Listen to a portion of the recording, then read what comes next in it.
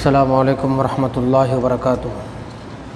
الحمد للہ رب العالمین والصلاة والسلام علی سید الانبیاء والمرسلین، اما بعد فاعوذ باللہ من الشیطان الرجیم، بسم اللہ الرحمن الرحیم۔ قل انما انذرکم بالوحی ولا يسمع الصم الدعاء اذا ما ينذرون۔ وقال اللہ تبارک و تعالی فی شأن حبیبہ اجلالا و اکراما، ان اللہ وملائکتہ یصلون علی النبی یا ایہا الذین آمنوا صلوا علیہ وسلموا تسلیما۔ اللہم صلی علی سیدنا حبیبنا مولانا محمد وعلی آلہ وصحبہ افضل صلواتک وعدد معلوماتک وبارک وسلم۔ محترم سامعین کرام، اللہ جل شانہ کا بہت بڑا احسان ہے، فضل و کرم ہے کہ اللہ رب العزت نے ہم کو نبی مکرم تاجدار حرم احمد مجتبیٰ محمد مصطفیٰ صلی اللہ علیہ وسلم کی امت بابرکت میں اللہ نے ہمیں پیدا فرمایا ہے۔ جس آیت کریمہ کی تلاوت کا شرف حاصل کیا گیا ہے وہ سورہ انبیاء کی آیت نمبر 45 ہے، جس میں اللہ سبحانہ و تعالی پیارے محبوب علیہ الصلاۃ والسلام کو ارشاد فرما رہا ہے۔ یہ قل جو ہوتا ہے اس کا مطلب ہے کہ اللہ تعالیٰ آپ صلی اللہ علیہ وسلم کو یہ کہہ رہا ہے کہ آپ ارشاد فرمائیے، آپ لوگوں کو سنائیے، آپ لوگوں کو بتائیے۔ گزشتہ پیوستہ اتوار میں آپ حضرات کے سامنے ایک گفتگو عرض کی گئی تھی کافروں کے حوالے سے کہ ان لوگوں نے کیسی اپنی زندگی کو کفر میں اور اپنی سرکشی میں تباہ و برباد کیا، تو اللہ تبارک و تعالیٰ نے وہ لوگوں کو ڈھیل دی، وہ لوگ مسلسل عذاب مانگتے رہے، اپنی احمقانہ سوچ رکھ کر خود وہ تاجدار کائنات صلی اللہ علیہ وسلم سے عرض کر رہے ہیں کہ جو ہے نا، اگر آپ کا دین سچا ہے، آپ کی باتیں سچی ہے، تو جس عذاب کے بارے میں آپ ہمیں اطلاع دے رہے ہیں کہ وہ عذاب ہم پر کیوں نہیں آ رہا۔ اس طرح سے بیجا مطالبات کرنے لگے کفار مکہ۔ وہ تمام گفتگو آپ حضرات کے سامنے عرض کر دی گئی تھی۔ یہاں سے کیا بتایا جا رہا ہے کہ پیارے محبوب آپ یہ لوگوں کو بتائیے کہ میں تم کو، چاہے وہ بشارت ہو چاہے وہ عذاب ہو، شر ہو یا خیر ہو، جو بھی چیزیں ہیں، ڈرانا اور تم کو جنت کے حوالے سے بتانا، دوزخ کے حوالے سے بتانا، اللہ کے احکامات بتانا، یہ ساری چیزیں میں جو تم کو بتا رہا ہوں، پیار سے، محبت سے، شفقت سے، ہر چیزیں میں جو تم کو بتا رہا ہوں، تم اس میں یہ خیال نہیں کرنا کہ میں یہ اپنی طرف سے تم کو سیلف بتا رہا ہوں، یعنی میں گھر بیٹھے قرآن ایک کتاب لکھ رہا ہوں جس کو میں قرآن کا نام دے رہا ہوں اور تم کو آپ کے یہ بول رہا ہوں کہ یہ اللہ بول رہا ہے۔ ایسی بات نہیں ہے۔ جو باتیں میں تم کو بتا رہا ہوں وہ میں اپنی جانب سے نہیں بتا رہا ہوں، جو بھی باتیں تمہارے سامنے میں رکھ رہا ہوں، قل انما انذرکم بالوحی، وحی کے ذریعے سے اللہ تعالیٰ مجھے جو کچھ بتاتا ہے وہ تمہیں میں بتاتا ہوں۔ سورہ کہف میں ایک جگہ اللہ تعالیٰ ارشاد فرماتا ہے، قل انما انا بشر مثلکم یوحیٰ، میں تمہارے جیسا ہی ایک انسان ہوں لیکن مجھ پر اللہ کی جانب سے وحی آتی ہے۔ سمجھ میں آ رہی میری بات آپ کو؟ پھر ایک جگہ اللہ تبارک و تعالیٰ کے پیارے محبوب ارشاد فرماتے ہیں، قرآن مجید میں اللہ نے ارشاد فرمایا، وما هو علی الغیب بضنین، یہ وہ محمد ہے جو غیب کی خبریں بتانے میں پیچھے نہیں ہٹتے۔ تو یعنی جتنی چیزیں بتائی جا رہی ہے یہ سب من جانب اللہ، اللہ کے حکم سے بتائی جا رہی ہے۔ یہ بات آپ اچھی طرح ذہن نشین رکھ لیے۔ کفار مکہ کا ایک وتیرہ تھا، وہ لوگ یہ سمجھتے تھے کہ یہ جو باتیں ہیں خود محمد اپنی جو ہے نا ذات سے من گھڑت جو ہے نا استغفر اللہ بنا کے بول رہے ہیں۔ یہاں وحی کا لفظ استعمال ہوا ہے۔ وحی اللہ تبارک و تعالیٰ پیارے محبوب علیہ الصلاۃ والسلام پر بھیجتا تھا بذریعہ جبرائیل۔ اور ایک بات یاد رکھیے، اللہ تعالیٰ ہر کسی پر وحی نہیں بھیجتا، جس پر وحی بھیجتا ہے پھر وہ نبی ہو جاتا ہے۔ آ رہی میری بات سمجھ میں؟ ہر کسی کی طرف اللہ تعالیٰ وحی نہیں بھیجتا، صرف ایک مخصوص بندے کی طرف اللہ اپنا کلام بھیجتا ہے، اپنی وحی بھیجتا ہے۔ اب رہی بات، آپ لوگ سنتے ہوں گے کچھ اولیاء کرام نے کہا کہ مجھے اللہ کی جانب سے یہ بات معلوم ہوئی اس لیے میں ایسا کر دیا۔ کچھ ایسی کرامات ہے جیسا کہ حضرت خضر علیہ السلام سمندر میں بیٹھ کے جا رہے تھے تو انہوں نے جو نا کشتی میں جو نا سوراخ ڈال دیا۔ حضرت موسیٰ پوچھے آپ نے یہ کیوں کیا؟ تو انہوں نے کہنے لگے مجھے اللہ نے کہا۔ پھر یہ کیا ہے؟ حضرت خضر تو نبی نہیں تھے بعض لوگوں کے مطابق، اور کئی اولیاء اللہ کے حوالے سے جو نا بات ذہن میں آتی ہے۔ تو یہ کیا ہے؟ اس کو وحی نہیں کہتے، اس کو الہام کہتے۔ کیا کہتے ہیں؟ الہام کہتے ہیں، جو مخصوص بندوں کی طرف اللہ تبارک و تعالیٰ ان کے دلوں میں القاء کرتا ہے۔ ایک بات میں آپ کو محبت کی بتانے لگا ہوں، اگر کوئی بندہ 5 نمازیں با جماعت تکبیر اولیٰ کے ساتھ پڑھے اور اپنی زندگی میں صدق مقال، جب بولے سچ بولے، اکل حلال، جب کھائے حلال کا کھائے، کسی کو تکلیف نہ دے، صرف اس کا بن کے رہے، نوافل کی کثرت کرے، تلاوت کی کثرت کرے، جب بندہ ان چیزوں میں آگے بڑھتا ہے تو پھر اللہ تبارک و تعالیٰ کچھ پردوں کو ہٹا دیتا ہے، پھر آپ کو غیب کی چیزیں دکھنے لگتی ہے۔ یہ مشاہدات ہوتے ہیں، بذریعہ کشف کے ذریعے ہوتے ہیں، امپاسبل بات نہیں ہے۔ آپ یہ مت سمجھیے کہ کوئی ولی جو نا کوئی کرامت کر رہا ہے، کوئی ولی کچھ بات بول رہا ہے تو جو نا نہیں ہم اس کو بات نہیں مانتے۔ کیوں نہیں مانتے میرے بھائی؟ اللہ چاہو تو کیا نہیں ہو سکتا؟ خود حدیث قدسی ہے، تاجدار کائنات فرماتے ہیں جب بندہ کثرت سے نوافل پڑھ کر آگے نکل جاتا ہے تو اللہ اس کی آنکھ بن جاتا ہے جس سے وہ دیکھتا ہے، اللہ اس کے ہاتھ بن جاتا ہے جس سے وہ پکڑتا ہے۔ مطلب ہاتھ بندے کا ہوتا ہے لیکن اس میں طاقت اللہ کی ہوتی ہے، پھر اس ہاتھ سے وہ جس کو جو بھی چیز عطا کرے اللہ اس میں برکت دیتا ہے۔ دیکھیے قرآن تو آپ بھی پڑھتے ہیں، سورہ فاتحہ تو میں بھی پڑھتا ہوں، سورہ فاتحہ آپ بھی پڑھتے ہیں، سورہ فاتحہ مسجد کے امام صاحب بھی پڑھتے ہیں، لیکن پھر بھی پانی کا باٹل لے کے امام صاحب کے پاس کیوں آتے؟ بولے بھائی آپ دعا پڑھ کے دیجئے۔ آپ بھی تو پڑھ سکتے نا، لانے والا بھی تو مسلمان ہے، نالے وانے کا نام بھی یعقوب پاشا ہے، ان کے والد صاحب کا نام جو ہے نا جلیل پاشا ہے، ان کے دادا کا نام شرف الدین ہے، سب خاندان پورا مسلمان ہے۔ آپ کیوں نہیں پڑھ رہے ہیں سورہ فاتحہ؟ امام صاحب کیوں پڑھ رہے ہیں؟ بولے اس لیے کر رہے ہیں کہ امام صاحب کی زبان میں تاثیر ہے۔ بولے وہ کیوں؟ اس لیے کہ امام صاحب نے حلال و حرام کا پاس و لحاظ رکھا، وہ 5 وقتہ نمازی ہے، وہ لوگوں کو نماز پڑھاتے ہیں، ان کی زبان پہ گالی گلوچ جھوٹ گندگی نہیں آتی، اچھے ہے، تو جس کی زبان پاک ہوتی ہے اللہ اس کی زبان میں تاثیر دیتا ہے۔ آ رہی میری بات سمجھ میں؟ تو امام صاحب کا سورہ فاتحہ پڑھنا الگ ہے، آپ کا سورہ فاتحہ پڑھنا الگ، جبکہ پڑھ رہے ایک ہی بات ہے لیکن پڑھنے والے کی بات الگ الگ ہے تھوڑی میرے بھائی۔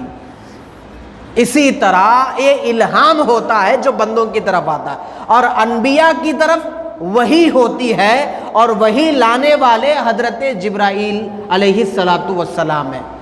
تو تاجدار کائنات صلی اللہ علیہ وسلم یہ فرما رہے ہیں میں جو تم کو ڈرا رہا ہوں، میں جو تم کو خوشخبریاں دے رہا ہوں، جنت و دوزخ کے احوال بتا رہا ہوں، اچھی بری خبریں سنا رہا ہوں، وہ تمام چیزیں بالوحی، وحی کے ذریعے سے اللہ میرے دل پہ ڈالتا ہے کچھ چیزیں، اور کچھ چیزیں جبرائیل آ کر مجھے بتاتے ہیں تو میں وہ تم کو وہ چیزیں فارورڈ کرتا ہوں، آگے تم کو بتاتا ہوں۔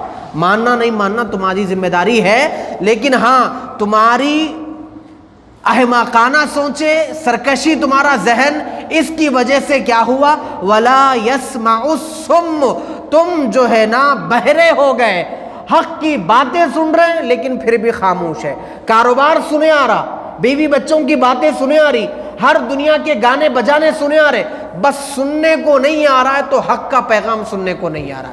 یہ بدبخت کیسے تھے معلوم؟ کچھ لوگوں کی ایک سوچ ہوتی ہے میرے بھائی، ایسی ہی فطرت کے لوگ ہمارے مسلمانوں کے اندر بھی ہے۔ آپ گھر میں کچھ لوگوں کو دیکھیے کیسے ہوتے ہیں، ان کو گانا سننے کو آتا، بجانا سننے کو آتا، گالی سننے کو آتی، بولنے کو آتی، سب آتی، لیکن جب ان کے سامنے کوئی اگر حق بات بولے تو کان جھڑک کے نکل جاتے، بولے ہم کو سمجھ میں نہیں ہے تمہاری بات۔ دنیا کی ہر بزنس کی بات سمجھ میں آتی، ان کے سامنے آپ قرآن کی چند آیتیں تلاوت کر کے کچھ باتیں بولیے وہ کان جھٹک کے نکل جاتے۔ یہ کافرانہ طریقہ ہے۔ یہ جب آپ گندگی سن رہے ہیں تو بدرجہ اولا اچھائی بھی سننا چاہیے۔ اچھا کچھ لوگ ایسے ہوتے ہیں جب ان کی غلطی پہ ان کو مطلع کیا جاتا ہے کہ آپ نے غلط کیا تو وہ نہیں مانتے، نہیں میں نیچے بھی گرا تو میری ٹانگ اوپر ہے، میں نہیں مانتا آپ کی بات کو۔ یہ ضدی پن ہے میرے بھائی، یہ ضدی پن کا کوئی علاج نہیں ہوتا۔ اس کو اگر اپنی انسان ہے، فطرت انسانیت ہے، کسی کے دل و دماغ میں آ جاتی ہے، اس کو ہٹانا چاہیے، یہ اچھی چیز نہیں ہے۔ تو جب ان کو ہر چیز کے تعلق سے پکارا گیا تو وہ لوگ بہرے ہو گئے۔ ارے اتنے بہرے ہو گئے، اتنے اندھے ہو گئے، اتنے گنگے ہو گئے، چاند کو 2 ٹکڑے ہوتے ہوئے دیکھے تب بھی ایمان نہیں لائے۔ کوئی ان کے ضدی پن کا کوئی علاج نہیں ہے۔ کنکریاں کلمہ پڑھ رہی ہے تو بھی مسلمان نہیں ہو رہے ہیں۔ جھاڑ اپنی جگہ سے اکھیڑ کے آ رہا ہے، یہ معجزہ دیکھ رہے ہیں تو بھی مسلمان نہیں ہو رہے ہیں۔ سورج پلٹ کے آ رہا ہے تو بھی مسلمان نہیں ہو رہے ہیں۔ سرکش اونٹ کو ایک جگہ بٹھا رہے ہیں جس نے سارے باغ کو تباہ برباد کر دیا تھا تو بھی مسلمان نہیں ہو رہے ہیں، اس لیے کہ بہرے ہو گئے تھے۔ حق کو دیکھ کر، حق کو سن کر، حق کو جان کر اگنور کرنا، انجان مارنا، یہ اندھے بہرے گنگے ہے۔ اصل میں دیکھنے والا وہ ہے جو حق کو دیکھے، اصل میں بولنے والا وہ ہے جو حق بولے، اگرچہ کہ جان جانی ہے تو کل بھی جانی ہے، آج بھی جانی ہے۔ حق بول کے جائیے نا دنیا سے، جھوٹ بول کے جائیں گے تو لوگ تو بدگمانی سے یاد کریں گے آپ۔ مرنا ہی ہے تو سچ بول کے مرو نا میرے بھائی۔ جھوٹ بھی بولیں گے تو بھی مریں گے، سچ بھی بولیں گے تو بھی مریں گے، لیکن سچ بول کے مریں گے تو آخرت میں اپنا کچھ سامان پائیں گے۔ جھوٹ بول کے مریں گے تو یہاں بھی لوگ بدگمانی سے یاد کریں گے، وہاں بھی کوئی آپ کو اجر نہیں ملے گا۔ اذا ما ینذرون، جب انہیں عذاب الہی سے ڈرایا جاتا تو وہ گنگے بہرے بن جاتے تھے۔ اس کے بعد دیکھیے ایک بہت اہم چیز بتائی جا رہی ہے۔ اچھا یہ جو وحی کے بارے میں آپ کو بتایا تھا، اس تعلق سے اور ایک باتیں آپ حضرات کے سامنے میں عرض کر دوں۔ وحی جو ہوتی ہے نا، یہ صرف یہی نہیں ہے کہ جو ہے نا حضور اکرم صلی اللہ علیہ وسلم نے جو کچھ بتایا وہ اللہ کی جانب سے بتایا، اور آپ کی حدیث بھی یہ وحی جلی، وحی خفی، وحی کی 2 قسمیں ہیں۔ آپ نے جو کچھ احادیث میں ارشادات فرمائے یہ بھی اللہ کے جانب سے ہی حکم ہوتا ہے۔ تو حضور کا ارشاد فرمانا، حضور کا کئی چیزوں کو دیکھ کر خاموش ہو جانا، مثلا کچھ چیزیں سرکار کے سامنے ہوتی تھی، حضور اسے دیکھ کر کچھ نہیں بولتے تھے، اس کا مطلب وہ بھی حدیث ہے، وہ بھی حکم ہے۔ کچھ چیزوں کو دیکھ کر حضور مسکراتے تھے، اس کا مطلب یہ تھا کہ حضور اس کام پہ راضی ہے تو وہ کام جائز ہے۔ حضور صلی اللہ علیہ وسلم مکے سے جب مدینے آ رہے تھے، کچھ لڑکیاں دف بجا رہی تھی، 1 سائڈ والا دف تھا، وہ 2 سائڈ والا دف نہیں تھا، 2 طرف سے جو بجاتے نا اس کی اجازت نہیں دی گئی ہے، ایک سائڈ جو بجاتے ہیں، ایک سائڈ سے جو بجاتے ہیں۔ کچھ لڑکیاں ایک سائڈ سے دف بجا رہی تھی، طالع البدر علینا من ثنیات الوداع، کہ ہمارے اوپر ایک سورج طلوع ہوا ہے، ایک پیارا چہرہ والا ہمارے پاس نمودار ہو رہا ہے۔ لڑکیاں جو نا 1 سائڈ دف مار کر یہ اعلان کر رہی تھی۔ حضرت عمر کو جب دیکھے وہ تو غصہ آ گئے، حضرت عمر غصہ ہو گئے، تو سرکار نے فرمایا عمر جانے دے، خاموش ہو جا، جانے دے۔ تو حضور نے جو جانے دے فرمایا، جو خاموش ہونے کی ترغیب فرمائی، تو اس سے علماء نے یہ اجازت لی ہے کہ کبھی کسی چیز کا اعلان کرنا ہے تو 1 سائڈ دف بجا سکتے ہیں، 2 سائڈ والا نہیں، 1 سائڈ والا دف بجا کر کسی چیز کا اعلان کر سکتے ہیں۔ پہلے زمانے میں ہوتا ہی ایسا تھا، اب تو میکا نکل گئے میرے بھائی، پہلے میکا کہاں تھے؟ پہلے زمانے میں بھی، میرا ایک گاؤں سے تعلق ہے، جب میں چھوٹا تھا تو صبح عید الفطر کے صبح 7 بجے جو ہے نا ہمارے پاس ایک نانا تھے، چندہ نانا، ان کو محبت سے بلاتے تھے، چندہ نانا، نام ہی چندہ تھا، ابھی بھی وہ زندہ ہے، اللہ ان کی عمر دراز کرے۔ تو وہ صبح میں 7 بجے بیچ چوراہے پہ کھڑے ہو کے جو نا 1 سائڈ کا دف بجاتے، تو ہم سارے گاؤں والے وہاں پر جمع ہو جاتے تھے، کیونکہ مائک وغیرہ جو نا اس دور میں اتنی لاؤڈ اسپیکر نہیں تھا، تو سارے جمع ہوتے تھے کہ بھائی اب یہاں سے سب کو مل کے عیدگاہ کو جانا ہے، تو وہاں سے سب مل کے عیدگاہ کو جاتے تھے۔ ابھی بھی دیہاتوں میں یہ رواج ہے، ہمارے پاس اس پہ اتنے بڑے بڑے اسپیکر ہیں، کئی مسجدوں میں ابھی بھی مائک نہیں ہے، معلوم آپ کو، بغیر مائک کے جو نا اذانیں ہو رہی ہیں، نمازیں ہو رہی ہے، مگر تو وہاں پر دف کا ہی کام چلتا ہے، تو 1 سائڈ کا دف کا اجازت دی۔ تو وہی کا مطلب یہ ہے کہ حضور صلی اللہ علیہ وسلم جو زبان سے بولے، جو اپنی ذات سے کر کے بتائے، اپنے ہاتھوں سے کر کے بتائے، کسی چیز کو دیکھ کر چپ ہو جائے، کسی چیز پہ دیکھ کر خوش ہو، مسکرائے، یہ تمام چیزیں حضور کے حکم میں شامل ہوتی ہے، اور حضور کا جو کچھ حکم ہے وہ اللہ ہی کا حکم ہے۔ تو مطلب یہ ہوا حضور کی کسی بھی بات پر انگلی اٹھانا گویا کہ اللہ کی بات پر انگلی اٹھانے کے برابر ہے۔ لہٰذا ہم کسی چیز پر اعتراض نہیں کر سکتے۔ اب یہاں سے دوسری بات شروع ہو رہی ہے، وَلَئِن مَسَّتْهُمْ، محبوب یہ آپ کے ڈرانے پہ خبردار نہیں ہو رہے ہیں، عذاب پہ خبردار نہیں ہو رہے ہیں، اچھی بری چیزوں پہ خبردار نہیں ہو رہے، گنگے بہرے بن کے بیٹھے ہوئے محبوب، وَلَئِن مَسَّتْهُمْ نَفْخَةٌ، اگر ہمارا چھوٹا سا عذاب کا جھونکا، من عذاب ربی کا، آپ کے رب کا عذاب کا ایک جھونکا، جھونکا کس کو بولتے ہیں میرے بھائی؟ ایک چھوٹی سی جھلک، پورا عذاب نہیں۔ اگر پورا عذاب آ گیا تو کیا حال ہوتا محبوب؟ اگر چھوٹا سا عذاب کا ہمارا ایک جھونکا اگر ان کو آ کے چھو کے چلے گئے تو یہ بولیں گے لَيَقُولُنَّ يَا وَيْلَنَا، وہ بولیں گے ہائے بربادی، ہائے صد افسوس، ہائے صد افسوس، یہ پکار اٹھیں گے، انا کننا ظالمین، یار نقصان والے تو ہم ہی تھے جو عذاب آ کے چھو کے چلا گیا۔ چھوٹے سے عذاب کو برداشت نہیں کر سکتے یہ بدبخت بڑی بڑی باتیں کرنے والے۔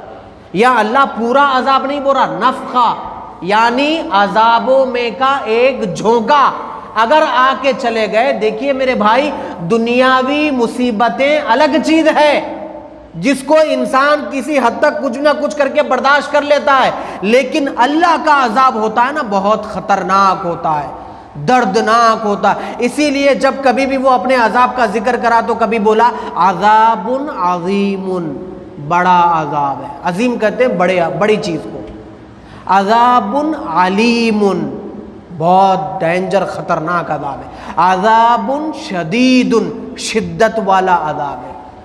اس طرح کے الفاظ قرآن مجید میں استعمال ہوئے عذاب کے ساتھ، کیونکہ اس کا عذاب جو ہے نا اس سے کوئی چھٹکارا حاصل نہیں ہو سکتا۔ تو وہ اللہ یہ نہیں بول رہا کہ میں پورا عذاب بھیجوں گا، میرے عذاب میں کا ایک جھونکا بھی اگر انہیں لگ جائے تو یہ بولنے پہ مجبور ہے یا ویلنا، ہائے یہ کیا ہو گیا، انا کننا ظالمین، ظالم تو ہم ہی تھے۔ محمد کو دیکھا لیکن ایمان نہیں لائے، معجزات کو دیکھا لیکن ایمان نہیں لائے، حق و صداقت کو دیکھا لیکن ایمان نہیں لائے، سچائی کو دیکھا لیکن ایمان نہیں لائے، وحدانیت کو ان کی زبان سے سنا تو بھی ایمان نہیں لائے۔ بھائی ظالم تو ہم ٹھہرے، قصوروار تو ہم ہیں، گنہگار تو ہم ہیں، ہم ہی ایمان نہیں لائے۔ دیکھیے اللہ تعالیٰ اگر کسی مومن کی عمر لمبی دے رہا ہے نا، ایک بات امپورٹنٹ بات ہے، غور سے سنیے اس بات کو، اگر کسی مسلمان کی عمر لمبی ہو رہی ہے، مومن کی عمر اگر لمبی ہو رہی ہے تو سمجھنا کہ اللہ مجھے مہلت دے رہا ہے۔ کیا سمجھنا میرے بھائی؟ جی اگر آپ کی میں دعا کرتا ہوں کہ اللہ آپ سب کی عمر لمبی کرے، محض اس لیے کہ اس کے حضور سجدے کرے، محض اس لیے کہ صدقہ وہ خیرات کرے، ورنہ لمبی عمر تو فرعون کو بھی ملی تھی، لمبی عمر تو ابلیس کو بھی ملی تھی، لمبی عمر تو بڑے بڑے ظالموں کو ملی تھی، لیکن وہ لوگوں کے لیے وبال بنی۔ لمبا جینا کمال نہیں ہے، لمبا جی کے اس کی محبت میں جینا کمال ہے، اس کی یاد میں جینا کمال ہے، اس کے خوف میں، خشیت میں، ڈر کے جینا، تقوی طہارت کے ساتھ جینا کمال ہے۔ اگر پہلے بزرگوں کو دیکھتے تھے اللہ آپ کو لمبی عمر دے تو وہ بولتے تھے نہیں نہیں نہیں نہیں، لمبی عمر کی دعا مت دیجیے، ہمیں ڈر لگتا ہے لمبی عمر سے۔ بولے کیا ہوا؟ بولے کہیں جا کے کوئی گناہ نہ ہو جائے، کہیں جا کے کوئی خطا نہ ہو جائے۔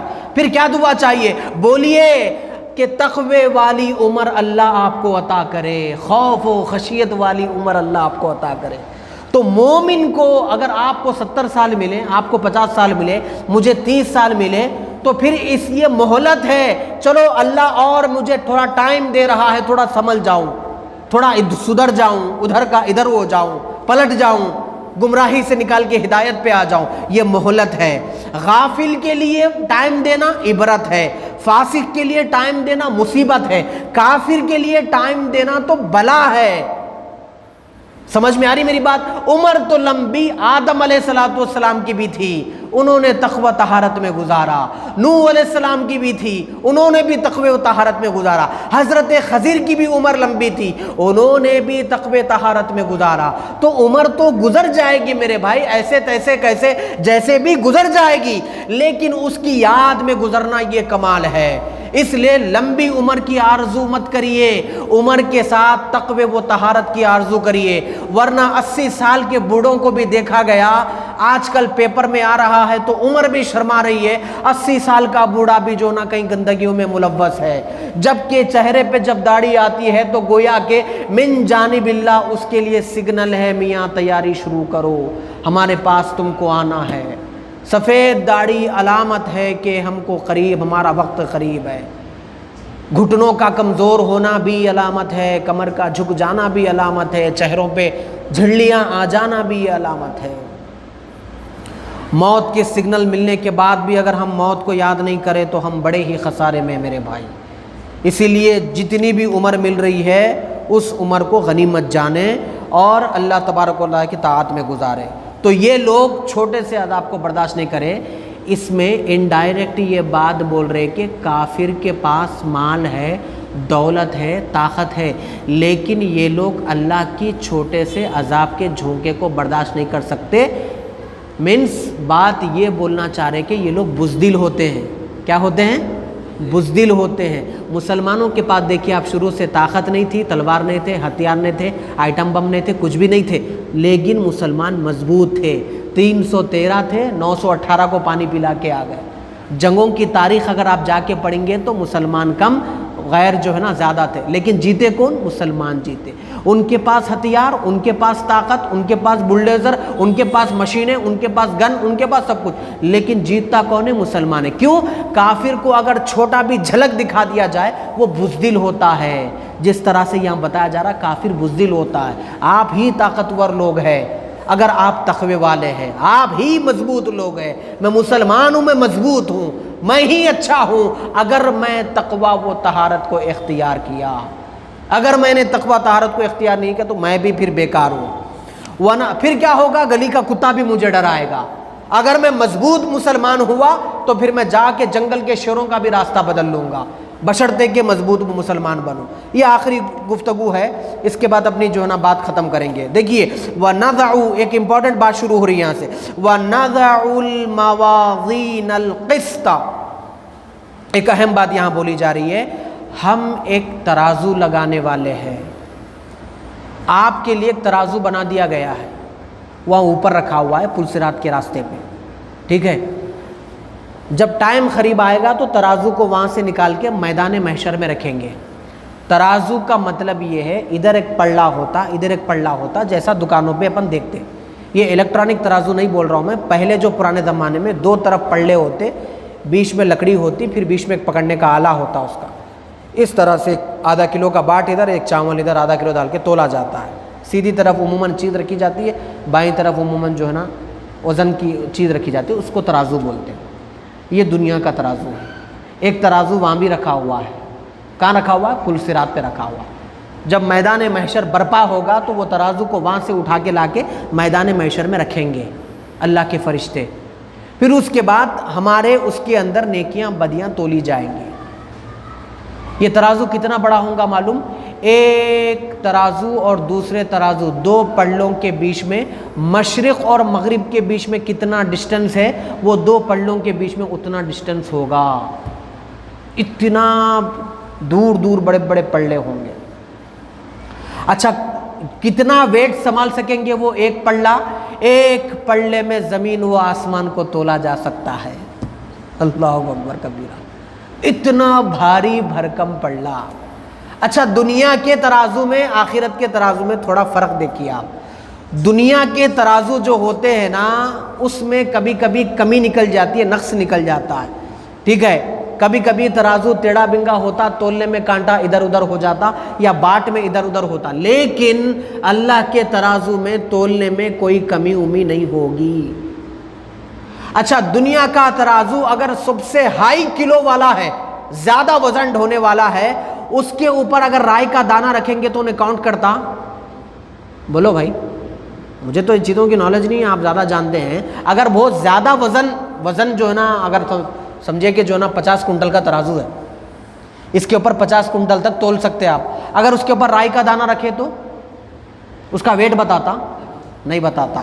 لیکن مشرق و مغرب تک کا فاصلہ پھر زمین، ساری زمین آسمان رکھنے کی اتنا بھاری بھرکم، اتنا پلہ ہونے کے باوجود بھی اللہ تعالیٰ کیا ارشاد فرما رہا ہے، دیکھیے وَنَزَعُ الْمَوَازِينَ الْقِسْطَ لِيَوْمِ الْقِيَامَةِ فَلَا تُظْلَمُ نَفْسٌ شَيْئًا وَإِنْ كَانَ مِثْقَالَ حَبَّةٍ مِّنْ خَرْدَلٍ۔ خردل کہتے ہیں رائے کا دانہ۔ ہمارا اتنا بڑا پلہ ہے ترازو کا، لیکن آخرت کا ترازو کا عالم یہ ہے خردل، اگر اس کے اندر رائی کے دانے برابر بھی کسی کی نیکی بدی رکھی جائیں گی تو اس کا حساب کتاب ہوگا، وہ ویٹ میں شمار ہوگا۔ ایک بات ہو گئی 50 کنٹل کا، اگر کوئی ترازو ہے 5 کلو کا، اس کے اوپر آپ 10 کلو کی چیز رکھے تو بتاتا انہیں، نمبراں پورے 0 آ جاتے، نہیں بتاتا۔ تو یعنی بڑی چھوٹی چیز پہ بڑی چیز رکھے تو بھی دنیا کے ترازو میں کمی ہے، بڑی ترازو میں چھوٹی چیز رکھے تو بھی دنیا کے ترازو میں کمی ہے۔ اللہ کے ترازو میں کوئی کمی نہیں ہے، اس لیے کہ اس کے اندر قتل جیسا، زنا جیسا گناہ بھی تولا جائے گا، اور چھوٹی چھوٹی جو گناہ ہوتے ہیں، گالی دینا یا جاتے جاتے کوئی راستے میں تکلیف دہ چیز جو نہ پھینک کے جانا، یہ رائی کے دانے کے برابر بھی اگر آپ کا گناہ ہے تو بھی وہ ترازو تول کے بتائیں گا، پہاڑ کے برابر بھی اگر آپ کا گناہ ہے تو بھی وہ ترازو تول کے بتائیں گا۔ اس ترازو میں کسی قسم کی کوئی کمزوری، نقص، عیب نہیں ہوگا، کیونکہ وہ اللہ کا ترازو ہے۔ اس ترازو میں ہمارا سب کچھ تولا جانے والا ہے۔ باقی باتیں انشاءاللہ آنے والے اتوار کو بیان کروں گا۔ اے اللہ ہمارے نامہ اعمال بھی تولے جانے سے پہلے ہم پر رحم و کرم کی بارش کر دے میرے مولا، ہمارے سیدھے جانب اعمال تولے جائیں، نیکیاں تولے جائیں میرے مولا۔ اگر زندگی میں جو کچھ گناہ ہو گئے ہیں تو ہمارے گناہوں کو معاف فرما دے، ہمارے اس درس قرآن کی نشست کو قبول فرما، جتنے لوگ حاضرین جمع ہوئے ہیں سب کی حاضری کو قبول فرما۔ وما علینا الا البلاغ۔